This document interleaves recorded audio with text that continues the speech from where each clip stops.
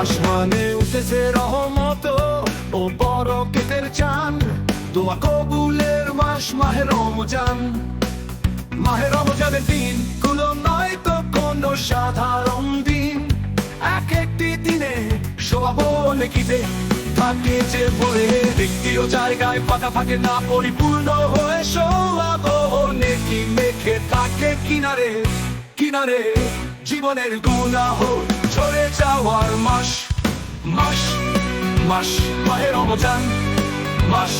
মাহে রমজানে ছড়িয়ে দেওয়া হয় জান্নাতের সুগন্ধিত বাতাস, তাই তো এত দামি মাহে রমজান।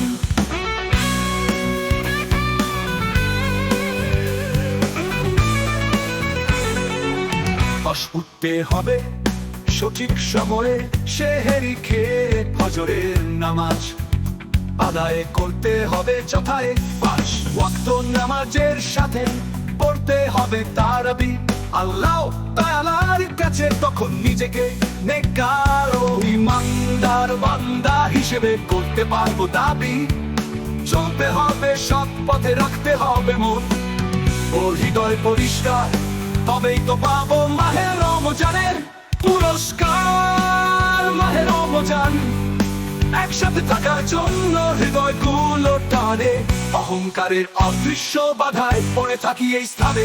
অদৃশ্য বাধা অতিক্রম করে এই রমজান কে করতে হবে জয়, শোয়াবো ও নেকি ছাড়া। মাহে রমজানে থাকে না কোন কিছুর ভয়, মাহে রমজান গুনাহ মাফের হয় মাস।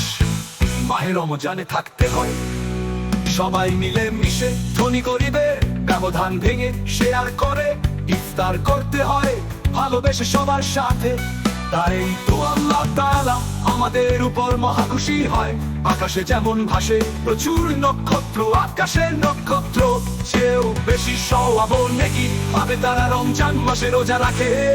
5 ওয়াক্ত নামাজের সাথে তারাবি পড়ে সৎ পথে চলে, সবার সাথে মিলে মিশে থাকে। ইফতারের সময় কোন ভেদাভেদ না রেখে ইফতার করে সবাই মিলে মিশে। রমজানের আলো মানুষের হৃদয়ে হৃদয়ে হৃদয়ে ছড়িয়ে দেয় যারা মানতে হবে মাহে রমজান। এটি একটি একশটা আমাদের দ্বিতীয় প্রাণ। মাহে রমজান আল্লাহ তাআলার রহমতের মাস হয় মাহে রমজান, হেসে খেলে ফেলে দেওয়ার মতো নয়।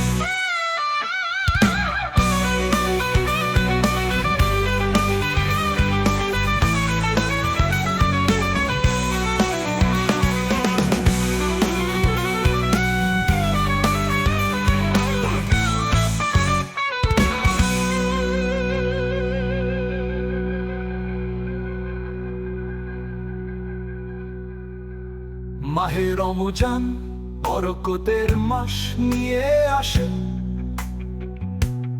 আমাদের ভালোবাসা দিয়ে তিনি শুধু হাসে।